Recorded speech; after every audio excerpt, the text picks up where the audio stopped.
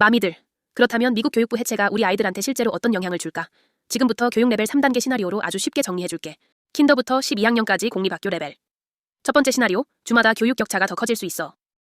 타이틀, 아이 같은 저소득 지역 지원금, ESL 프로그램, 특수교육 IEP 예산이 부처 이전과 함께 흐름이 바뀌면 재정이 강한 주와 약한 주의 교육 서비스 차이가 지금보다 훨씬 크게 벌어질 가능성이 있어.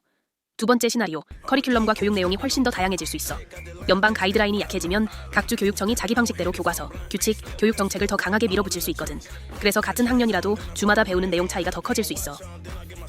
세 번째 시나리오, 학생 민권 보호가 약해질 위험도 있어.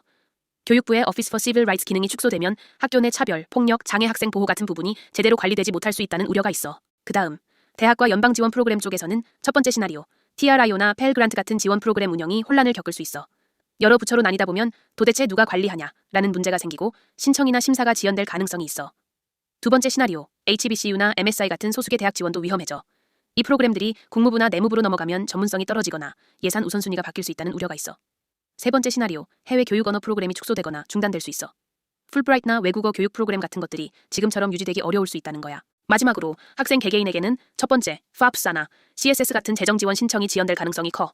시스템 전환이라서 작년에 FAFSA 대혼란이 있었던 것처럼 비슷한 일이 또 생길 수 있어. 두 번째, 학자금 대출 서비스가 불안정해질 수 있어. 교육부가 축소되면 대출 관리 기능이 민간기관이나 다른 부처로 넘어가는데 이 과정에서 이자 계산 오류나 납부 문제 같은 혼란이 생길 가능성이 있어. 세 번째, 이제 학생 재정 지원이 살고 있는 주 스테이트에 따라 차이가 훨씬 더 커질 수 있어. 연방 가이드라인이 약해지면 각 주가 자기 정책을 만들기 때문에 같은 조건이라도 A주는 지원이 넉넉하고 B주는 거의 없다시피 할 수 있는 거야. 마지막으로 앞으로 미국 교육부 관련 가능한 세 가지 큰 그림 시나리오야. 시나리오 A, 부분 축소 후 안정. 일부 기능만 이동하고 교육부는 작은 규모로 남아있는 상태야.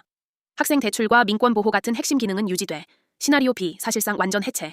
교육부라는 간판만 남고 핵심 기능은 전부 다른 부처로 옮겨가는 형태야. 교육 시스템은 완전히 주중심 구조로 재편되는 거지.